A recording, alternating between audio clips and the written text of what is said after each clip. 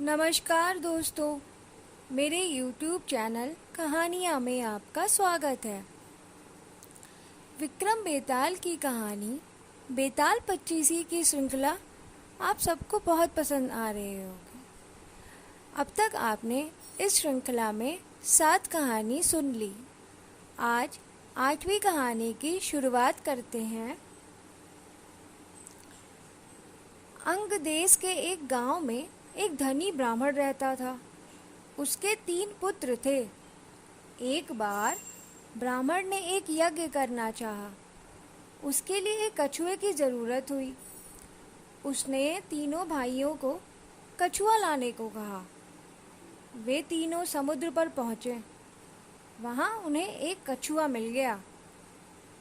बड़े ने कहा, मैं भोजन चंग हूँ, इसलिए कछुए को नहीं छूऊंगा।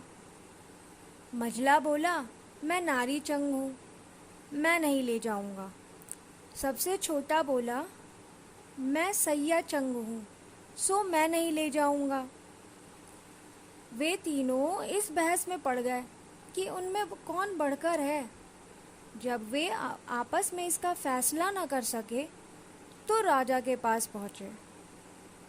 राजा ने कहा, आप लोग रुकें, मैं तीनों की अलग अलग जांच करूंगा।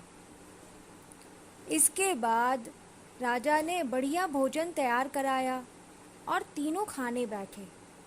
सबसे बड़े ने कहा, मैं खाना नहीं खाऊंगा, इसमें मुर्दे की गंध आती है।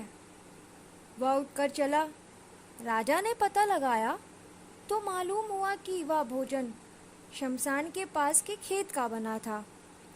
राजा ने कहा, तुम सचमुच भोजन चंग हो, तुम्हें भोजन की पहचान है। रात के समय राजा ने एक सुंदर स्त्री को मझले भाई के पास भेजा। ज्यों ही वह वहां पहुंची कि मझले भाई ने कहा, इसे हटाओ यहाँ से, इसके शरीर से बकरी का दूध की गंध आती है। राजा ने यह सुनकर पता लगाया तो मालूम हुआ कि वह स्त्री बचपन में बकरी के दूध पर पली थी।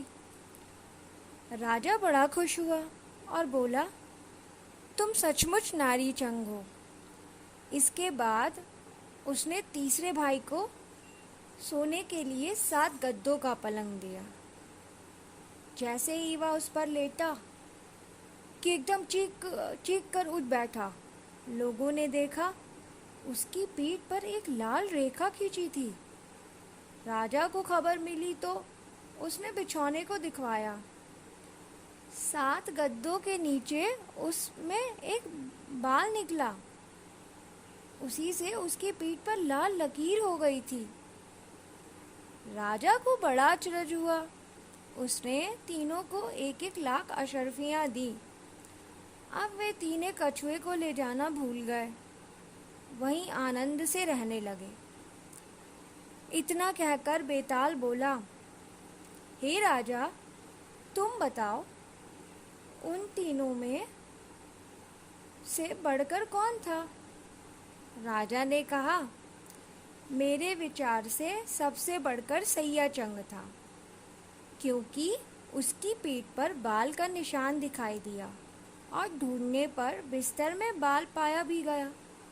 बाकी तो के बारे में तो यह कहा जा सकता है कि उन्होंने किसी से पूछकर जान लिया होगा। इतना सुनते ही बेताल फिर से अपनी शर्तानुसार पेड़ पर जा लटका। राजा लौटकर वहां गया और उसे लेकर लौटा तो बेताल ने राजा विक्रम को 9वीं कहानी सुनाई। दोस्तों, आज की कहानी यहीं पर समाप्त होती है। आशा करती हूँ कि आपको यह कहानी पसंद आई होगी। इस चैनल को लाइक, सब्सक्राइब और अपने दोस्तों के साथ शेयर ज़रूर कीजिएगा। आप सबका बहुत बहुत धन्यवाद।